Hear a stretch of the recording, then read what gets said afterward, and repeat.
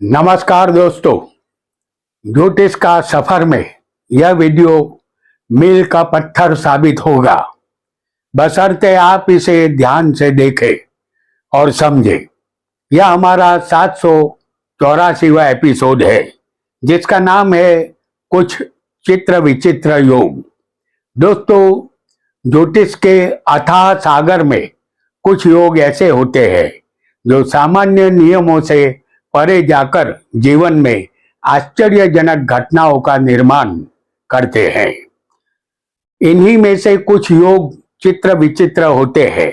इन योगों का नाम ही अपने भीतर रहस्य, चमत्कार और अनोखे अनुभवों की झलक समेटे हुए हैं। कुंडली के ग्रहों की रहस्यमयी व्यवस्था चित्र विचित्र योग का निर्माण करती है। हमारी कुंडली के 12 भाव और 9 ग्रह हमें जहां ले जाते हैं, हमें जाना पड़ता है। सुख या दुख, हमें जो भी मिलता है, हमें उसे कबूल करना पड़ता है। कुछ घटनाएं हमारे जीवन में अचानक घटती है, जिनकी कल्पना भी किसी ने नहीं की होती है। ऐसा लगता है मानो अदृश्य शक्तियां जीवन के मंच पर नए दृश्य प्रस्तुत कर रही हो। ज्योतिष केवल ग्रहों की स्थिति का विज्ञान नहीं है, बल्कि यह उन रहस्यमयी ग्रह संबंधों का भी ज्ञान है जिनसे योगों का निर्माण होता है। जब दो या अधिक ग्रह विशेष प्रकार से एक दूसरे से जुड़ते हैं या विशिष्ट स्थानों पर स्थित होते हैं, तब एक विशेष शक्ति उत्पन्न होती है। इसी शक्ति को योग कहा जाता है। चित्र विचित्र योगों की सबसे बड़ी विशेषता यह है कि इनके परिणाम हमेशा सामान्य नहीं होते। यही कारण है कि ज्योतिष का संसार इतना रहस्यमय, इतना आकर्षक और इतना चित्र विचित्र है, जिसकी कल्पना कर पाना मुमकिन नहीं है। ग्रहों के इन अद्भुत मेलों में कहीं सफलता का जादू छिपा है, कहीं भाग्य का रहस्य और कहीं जीवन को बदल देने वाला चमत्कार। यही है चित्र विचित्र योगों की अनोखी दुनिया। याद रखिए, चित्र विचित्र योग केवल घटनाओं का संकेत नहीं देता, बल्कि यह बताता है कि ईश्वर ने उस व्यक्ति की कहानी कुछ अलग ढंग से लिखी है। यह योग जीवन को एक ऐसे जादुई ग्रंथ में बदल देता है, जिसके हर पृष्ठ पर नया रहस्य, नया चमत्कार और नई संभावना छिपी होती है। आइए जानते हैं कुछ चित्र विचित्र योगों को जो सटीक है। वीडियो को लाइक करें, शेयर करें और हमारे चैनल ज्योतिष का सफर को सब्सक्राइब करें। धन्यवाद।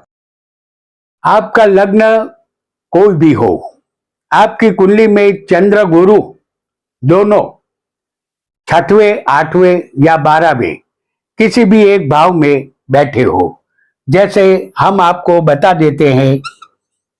6वें चंद्र गुरु, 8वें चंद्र गुरु, या किसी को 12वें भाव में भी चंद्र गुरु हो सकते हैं। किसी भी चंद्र गुरु किसी भी एक भाव में बैठे हो और इन दो में से कोई भी एक ग्रह नीच का हो, तो आपके सामने हम मेष लग्न की कुंडली पेश करेंगे। इस कुंडली में चंद्र गुरु नीच का कहां बनता है, इसे भी हम जान लेते हैं। इस कुंडली में 6वें, 8वें और 12वें गुरु चंद्र को हम दिखा रहे हैं। यहां अष्टम भाव में वृश्चिक राशि में चंद्र नीच का है। ऐसा योग जातक को शादी के मंडप तक कभी पहुंचने ही नहीं देता। जातक की शादी यहां नहीं होती, और यदि हो भी जाए तो निश्चित मान लीजिए सुख नहीं मिलेगा, क्योंकि ऐसी जो भी ऐसे योग वाला जातक होता है उसकी शादी नहीं हो पाती, कितना भी वो जोर लगा ले।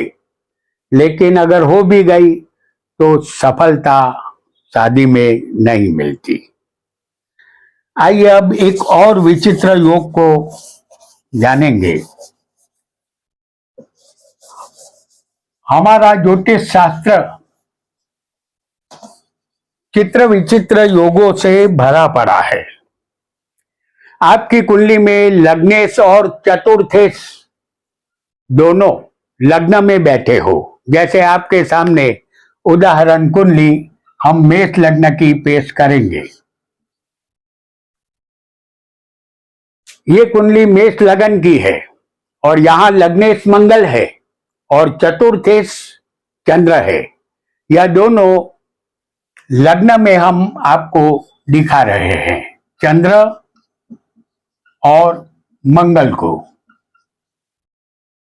आपको अपनी कुंडली में जो लग्नेश बने उसे और चतुर्थेश बने उसे लग्न में समझना है। ऐसे योग वाले जातक की पत्नी ज्यादातर अपने मायके में ही पड़ी रहती है, अपने ससुराल नहीं जाती।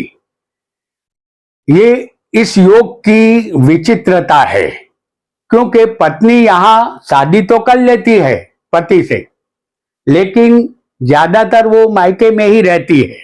बुलाने पर वो पति के साथ वापस आती है और फिर चली जाती है कुछ दिनों के बाद। तो ये भी एक विचित्र योग है। आपको अपनी कुंडली में जो लग्नेश और चतुर्थेश बने उसे लग्न में समझना है। एक और योग को भी बहुत जल्दी से हम जानेंगे। आपका लग्न कोई भी हो, राहु दूसरे भाव में बैठा हो और मंगल सप्तम में मौजूद हो और दाम्पत्य सुख का कारक सप्तम का कारक यानी कि दाम्पत्य सुख का कारक शुक्र छठवें, आठवें या 12वें किसी भी एक भाव में मौजूद हो तो जातक की मृत्यु उस समय होती है जिस दिन उसकी शादी तय हुई हो। यह जातक के लिए और उसके परिवार के लिए बहुत बड़ी करुणता है। ऐसा योग भाव चंद्रिका पुस्तक में बताया गया है, क्योंकि ऐसे जातक की मृत्यु शादी के दिन ही होती है या शादी के समय भी हो सकती है, लेकिन ये बिल्कुल तय समझना है। भाव चंद्रिका नाम के पुस्तक में इसे बताया गया है। तो इस योग को भी याद रखिए, क्योंकि ये चित्र विचित्र योग की श्रेणी में आता है। आपका लग्न जहां कोई भी हो, आपकी कुंडली में तीसरे भाव में सूर्य होगा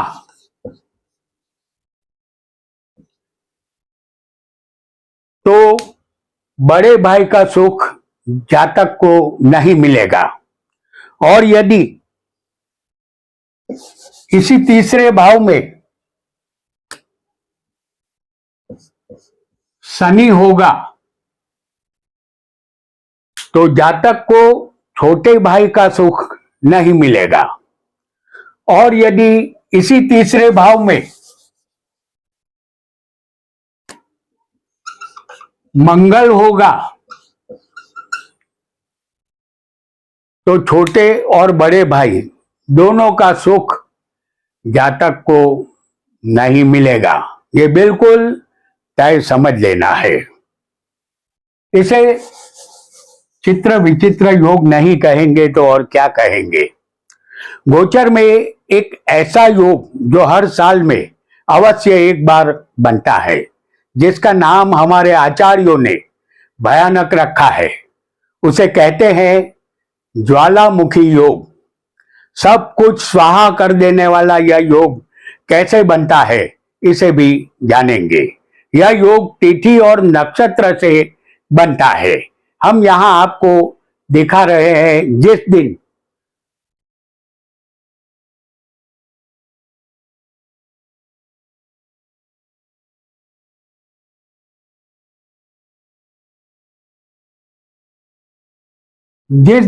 प्रतिपदा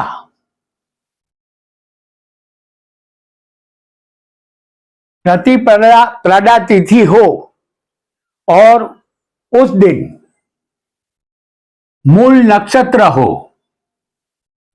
तब ज्वालामुखी योग बनता है। और पंचमी हो,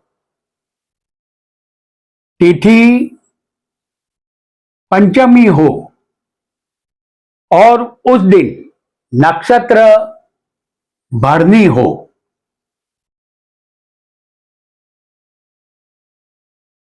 और अष्टमी तिथि हो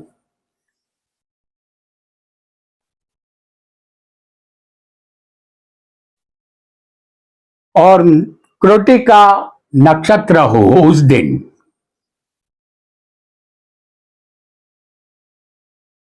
एक और तिथि नवमी नक्षत्र नवमी तिथि हो और रोहिणी नक्षत्र हो, और जिस दिन दसवीं तिथि हो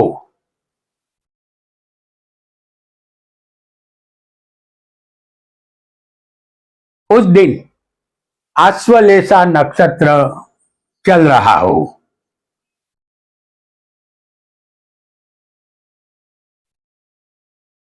तो उस दिन ज्वालामुखी योग बनता है।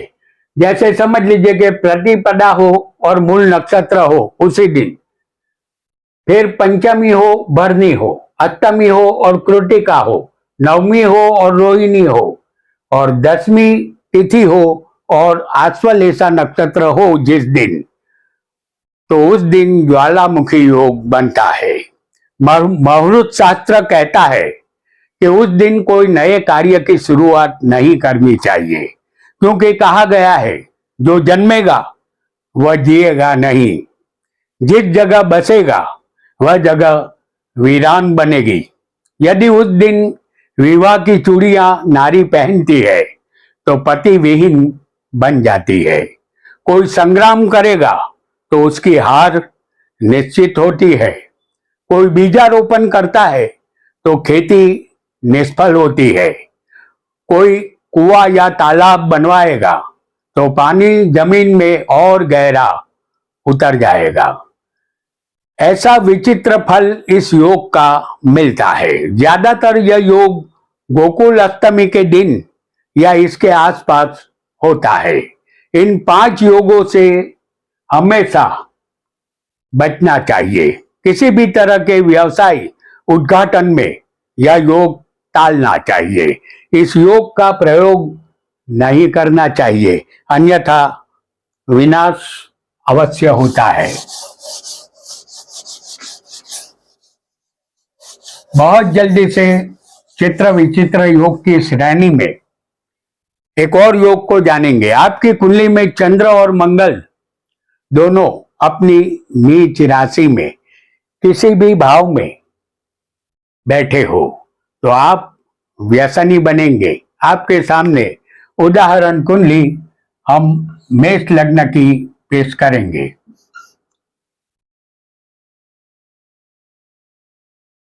और इस कुंडली में चंद्र अष्टम भाव में वृश्चिक राशि में हम नीच का दिखा रहे हैं, और मंगल चौथे कर्क राशि में नीच का होगा। आपको अपनी कुंडली में चंद्र और मंगल दोनों को किसी भी भाव में नीच का समझना है। चंद्र हमारा मन है। जब कुंडली में चंद्र नीच का हो तो मन निर्बल बनता है और मंगल जो व्यसन का कारक है वह भी नीच का हो तो उसे भी निर्बल मानना है। जातक व्यसन की तरफ आकर्षित हो जाता है। पान, मावा, तंबाकू, ड्रग्स, देसी विदेशी शराब पीने की लत जातक को लग सकती है। एक बार व्यसन लग जाए वह कभी नहीं छूट सकता। ऐसे चंद्र मंगल व्यसन ही अवश्य बनाते हैं। जातक का मनोबल निर्बल हो तो उसे आसमानी रंग का 8 से 10 कैरेट का एमेथिस्ट नाम का एक रत्न आता है जिसे धारण करना चाहिए। वीटी या लॉकेट चांदी में बनवाए और सूर्य की ओरा में रविवार को धारण करें। धीमे धीमे जातक को शराब या ड्रग्स से नफरत पैदा होने लगेगी। इसके साथ गायत्री मंत्र का जप करेंगे तो और भी ज्यादा फायदा होगा और व्यसन छूट जाएगा। यहां एक और योग को भी जानते चलेंगे जो चित्र विचित्र श्रेणी में आता है। लग्न कोई भी हो, पुरुष जातक की कुंडली में दूसरे भाव में राहु बैठा हो और सप्तम भाव में मंगल हो